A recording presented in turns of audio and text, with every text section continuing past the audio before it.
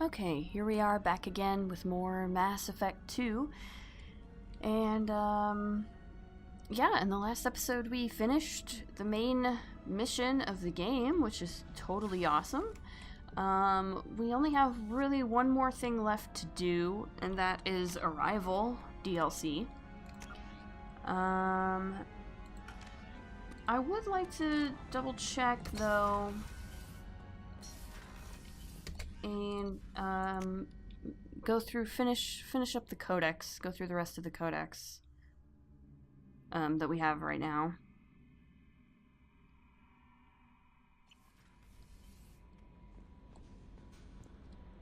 Let's see what Kelly Commander, has to you say. received a new message at your private terminal. Thanks, Kelly. You came for us. I knew you would. Thank you. 1,000 times, thank you. Yeah. Are you okay?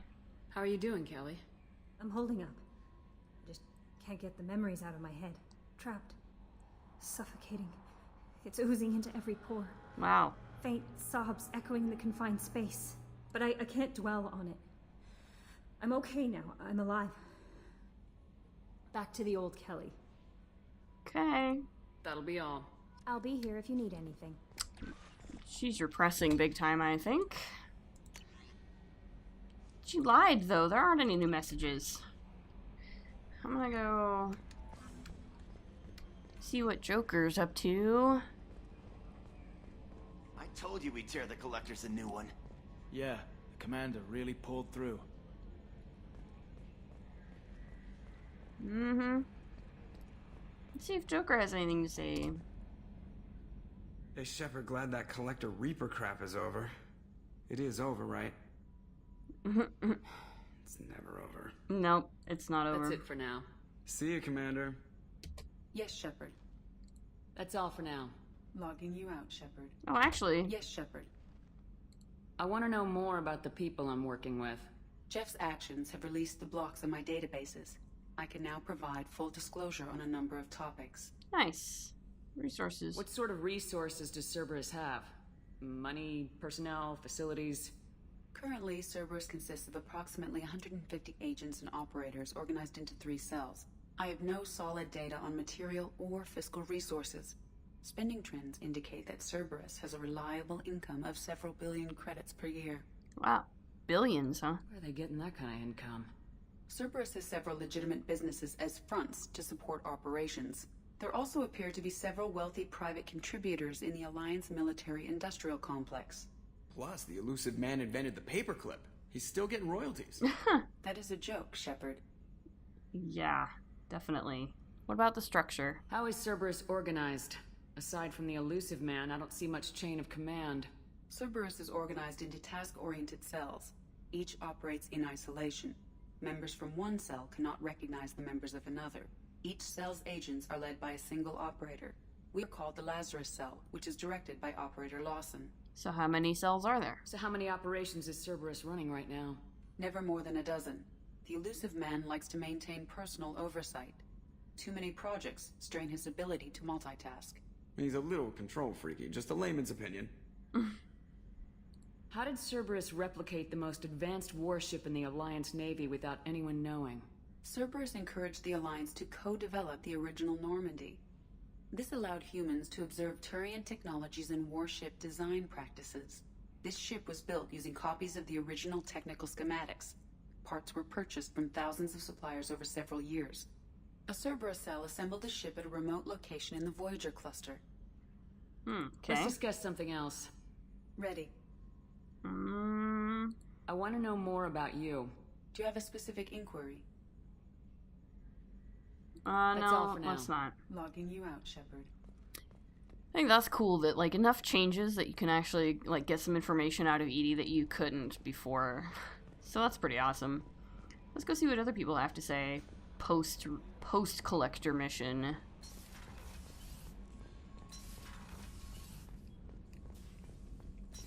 What do you got for me, Morden? Collectors destroyed, base in ruins. Extremely impressive. I know, right? Elusive man will be displeased. Fortunately, not human myself. Not my problem. Okay. I'll let you work. We'll be here if you need me.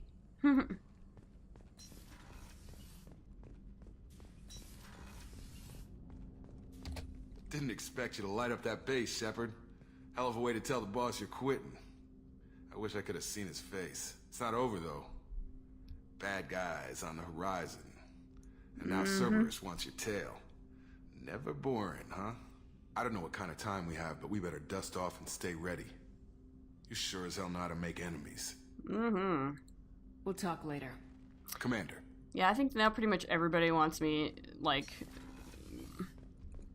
I think I'm in trouble with pretty much everybody at this point because the Alliance has officially disavowed me. I don't know, I cut ties with Cerberus, so Cerberus doesn't want to have anything to do with me anymore. And of course the Reapers are still on our asses. So basically everybody wants to kill Shepard. That's pretty awesome.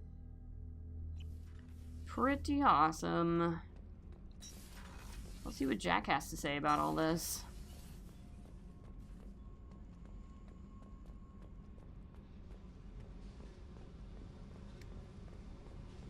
Good job blowing that collector base all to hell. No way the elusive man should get the chance to fuck with it. I agree. Besides, awesome explosion, right? Yeah, it was pretty good. Go.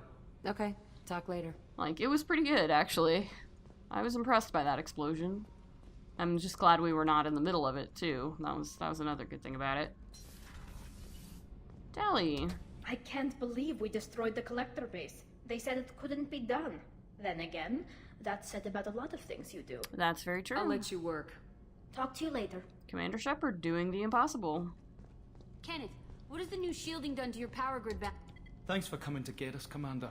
I felt myself slipping away. You arrived just in time. Thank you. Sure. Carry on. Will do, Commander. Always happy to help the crew out. Can't just let them go. Grunt. Hope you had a good fight, Grunt. We fought a great battle, Shepard. Oh yeah, it was. And when you blew up the base instead of handing it to Cerberus. Yeah, it was pretty good. Something to think about. If you killed the most dangerous thing in the galaxy, that leaves us.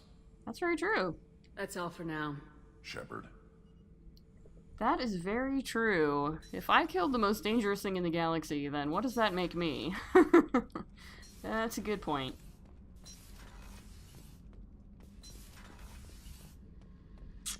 Zaid. This mission takes me back. I bet it did.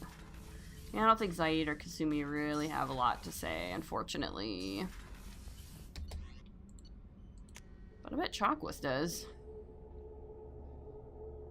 Miranda might have something to say too about cutting ties with Cerberus. She was she sided with Shepard though. That was pretty good. Always like that. I wanted to tell you, I believe you did the right thing by destroying that base. I'm glad. The elusive man thinks he has the wisdom to utilize it, but he does not. I wanted to check in. I am always happy to talk with you. I'm interested in hearing more about Asari Justicars. Yeah, let's do it.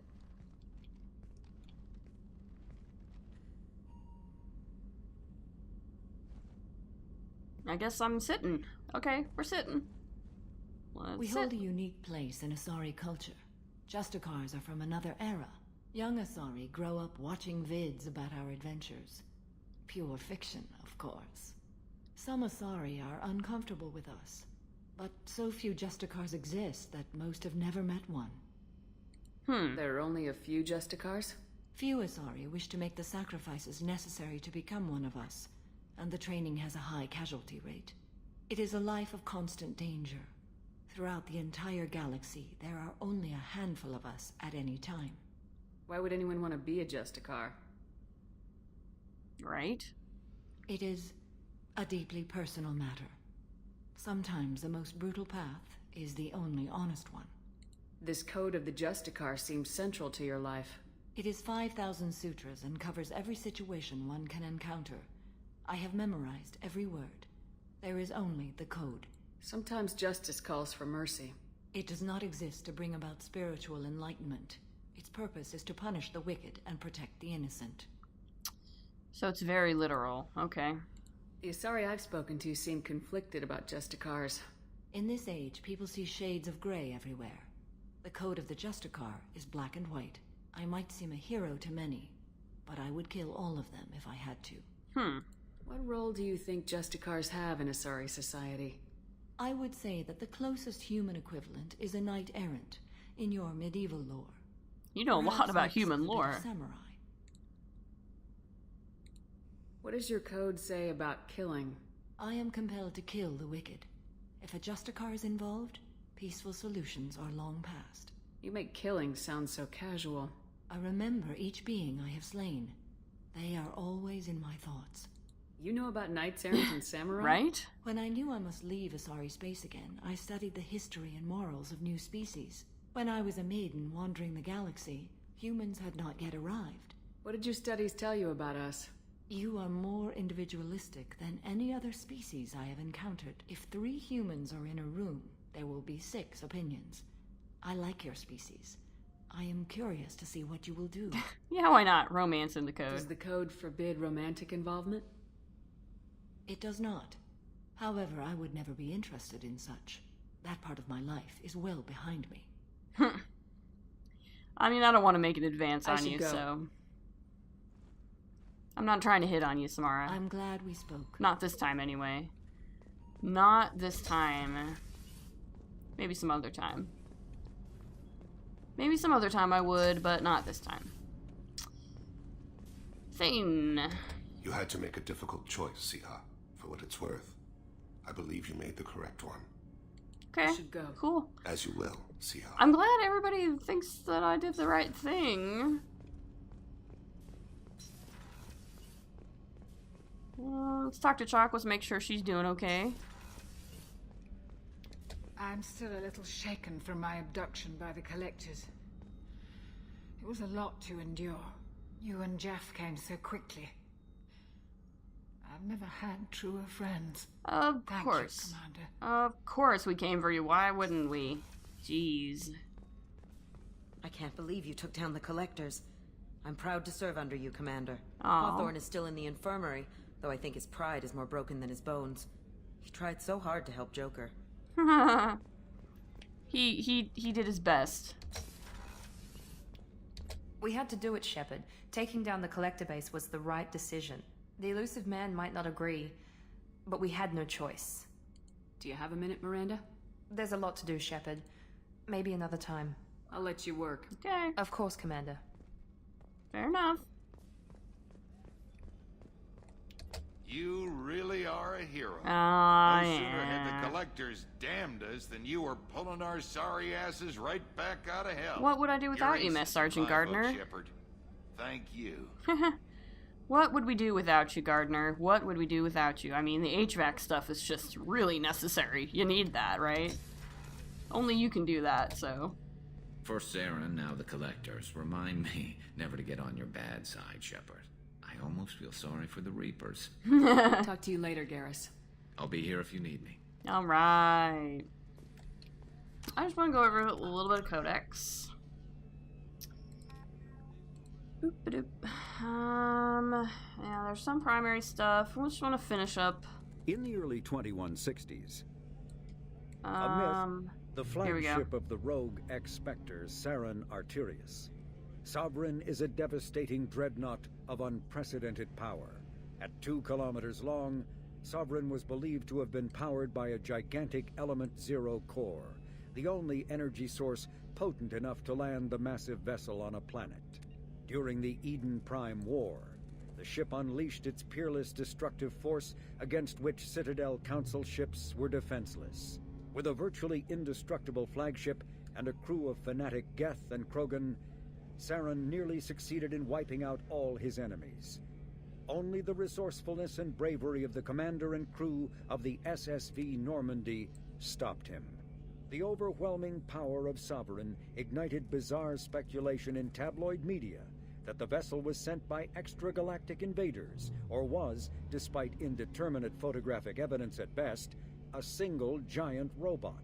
Some sources even claimed that Sovereign was alive.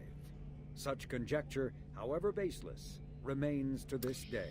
Yeah, that's what I mean by the Codex being in-universe. So, like, obviously we know that Sovereign was a Reaper, but of course the in-universe Codex is like, nah, that's speculation. Reaper indoctrination is an insidious means of corrupting organic minds, reprogramming the brain through physical and psychological conditioning, using electromagnetic fields, infrasonic and ultrasonic noise, and other subliminal methods. The Reaper's resulting control over the limbic system leaves the victim highly susceptible to its suggestions. Organics undergoing indoctrination may complain of headaches and buzzing or ringing in their ears. As time passes, they have feelings of being watched and hallucinations of ghostly presences. Ultimately, the Reaper gains the ability to use the victim's body to amplify its signals, manifesting as alien voices in the mind. Indoctrination can create perfect deep cover agents. A Reaper's suggestions can manipulate victims into betraying friends, trusting enemies, or viewing the Reaper itself with superstitious awe. Should a Reaper subvert a well-placed political or military leader, the resulting chaos can bring down nations. Yeah, that would be scary. Long-term physical effects of the manipulation are unsustainable. Higher mental functioning decays, ultimately leaving the victim a gibbering animal. Rapid indoctrination is possible, but causes this decay in days or weeks. Slow, patient indoctrination allows the thrall to last for months or years. That is really creepy. Humans, freedom's originally choked by the hypergrowth of non-native plant species, Pragia serves as a galactic reminder about the imperative for careful regulation during colonization. 2 centuries ago, Batarian agribusiness chose uninhabited Pragia as their empire's breadbasket. Colonization authorities introduced non-native, industrially mutated plants that flourished in the world's fertile volcanic soil. Synergizing with Pragia's natural geothermal conditions and chemotropic microbes, the imported species soon became a nightmare. Mutant strains of poisonous and even carnivorous plants arose, overgrowing colonies in days instead of years, and causing the Batarians to abandon their holdings. Because the planet's small animal population is insufficient to check its plant growth, Alliance ecologists predict soil exhaustion in 400 years. Due to its relative isolation and lack of population, Pragia has become a regional haven for drug runners, weapons smugglers, pirates, mercenaries, terrorists, and intelligence agents seeking secrecy. As vast in natural beauty as it is in threat, the purple and gold nebula called the Perseus Veil forms the natural border between Geth space and the Terminus systems. The Veil's total opacity prevents Council intelligence from surveying Geth activity. Theoretically, the Geth could be preparing a devastating attack against which the Council could be defenseless, or the Geth could have died out, so that the defense budget against them could be gaining the Alliance nothing but economic ruination. Despite fears of Geth, prospectors do occasionally mount salvage ventures inside the Veil. One ended in tragedy. Using technomental domination, the Geth drew the team into the Veil before aiming them back as husks at the organic society that produced them. A leak-classified Spectre report claims that the dreadnought Sovereign, commanded by ex-Spectre Saran Arterius and crewed by Geth, hid near the Veil before initiating the 2183 Citadel attack. Okay, creepy. Asari-made Solaris armor can resist cyclonic barrier technology, CBT, attempts to solve the higher-end limitations of traditional kinetic barriers. Traditional barriers cannot block high-level kinetic energy such as disruptor torpedoes because torpedo mass effect fields add mass. The CBT violently slaps aside rather than halting incoming linear force. By rotationally firing their mass effect field projectors, ships create rapidly oscillating kinetic barriers instead of static ones. Shooting through the CBT is like trying to shoot at a target inside a spinning ball. Significant drawbacks to current CBT configuration prevent its use on anything other than frigates and fighters. Its many high-frequency sensors and emitters require frequent maintenance and replacement. A partially damaged CBT can endanger its operator, who is surrounded by rotating mass effect fields skewing in unpredictable directions. However, if an emitter is damaged, the CBT becomes a traditional shield array, making it effective during opening volleys. Cool. Let's see. Here's one on Justicars. Despite the refinement and sophistication of Asari culture, criminality remains a fact of life. The Asari solution to the most vicious and destructive criminal element is the Justicar Order. Justicars are an Asari class of virtually untouchable extrajudicial executioners operating almost exclusively within Asari territory. In the last decade alone, Justicars have smashed dozens of criminal rings inside Asari territory, operated by Asari and non-Asari alike.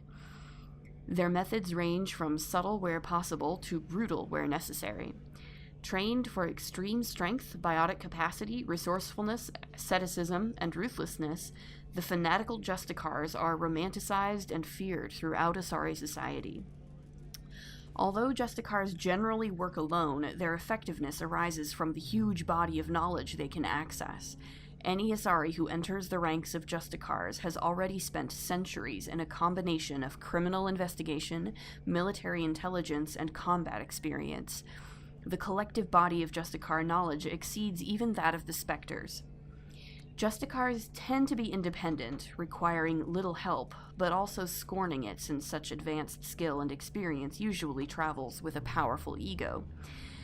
The conflicts presented by such arrogance prompted the Justicar Order to develop the Oaths of Subsumation. The Oaths pledge protection of the innocent, the punishment of the guilty, and defense of common law and the norms of Asari society. The effect of the Oaths is conservative, ensuring that Justicars respect the existing distribution of Asari power, rather than staging a coup to rearrange society according to Justicar satisfaction. Nevertheless, the possibility of such an attack is a source of anxiety and counterintelligence among the Asari elite. Of all the pledges, the third Oath of Subsumation is sworn the least of any of the oaths, requiring a Justicar to swear loyalty that overrides the dictates of even the Justicar Code. The third oath is usually invoked in matters where even the black or white thinking of Justicars is forced to concede the existence of gray. I think that's the oath, so that's the oath Samara swore to Shepard when she joined the crew. Oh, right, Geth heretics, okay. Conversations with the Geth programs dubbed Legion have brought to light a profound schism in Geth society. When Saren Arterius approached the Geth in the Dreadnought Sovereign, some of them chose to follow him. Most did not. Saren's followers were allowed to leave Geth society, but were dubbed heretics by those that remained. This revelation implies several things. First, the majority of Geth chose not to attack organic society. Second, the Geth forces the Council and Alliance fleets have battled the last 2 years represent only a small portion of their actual military and economic power, perhaps as little as 5% of mainstream Geth society. Third, this schism suggests that individual Geth possess more free will and perhaps more personality than previously suspected. Without such individuality, no Geth could have deviated from the group decision to join or reject Saren's mission. There could not have been a division. Finally, there is the matter of Legion's word choice. The Geth used the English word heretics to describe Saren's followers. Of the many words Legion could have chosen, nonconformists, dissenters, rebels, etc., only the word heretic suggests a broadly accepted Geth philosophy or religion, and that the actions of Saren's allies violated the orthodoxy. It's really interesting. I'm glad that they address the actual word use of heretic and the religious and philosophical connotations that it has. Let's see, what else have we got here? Oh, Overlord stuff. So this is the planet we were on for the Overlord mission. Aite, I think. 2 beautiful moons, 1 spectacular ring, 0 neighbors, says a popular advertisement for this Terminus Systems world. Aite is known for its sparsely settled population, despite being a garden planet with a colony nearly a century old. Blessed with a mild climate, wildlife no more dangerous than that on Earth, and soil and bacteria amenable to imported plants, Aite would appear to be an unexploited paradise. However, it is unpopular for two reasons. The first and most obvious is that its moon, Laite, is in an unstable orbit that will lead to a planetary impact and an extinction-level event within the next 2 centuries. As such, all investment in the planet is short-term, and the biggest business is selling off the local biota to the highest bidder. The second drawback is the level of violence on the planet.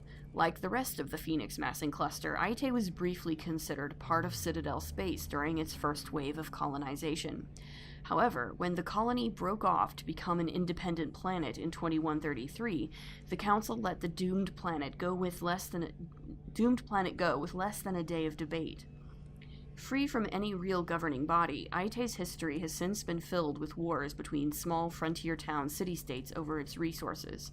The result is a dangerous world where the average citizen is expected to be self-reliant to the point of fending for themselves against cutthroat corporations, strong-arm militia groups, and even Geth incursions. The fighting is so frequent that the name of the planet itself has changed more than 11 times. In a sign of blunt indifference, standard Citadel galaxy maps refer to the world by the name given to it by human colonists in the latter half of the century. Interesting. Okay, well, we still have a few more codex to go through. We'll do that at the beginning of the next episode, and then we'll probably start the arrival mission. As always, if you like what you see, please like, comment, subscribe, and we'll see you in the next episode. Later!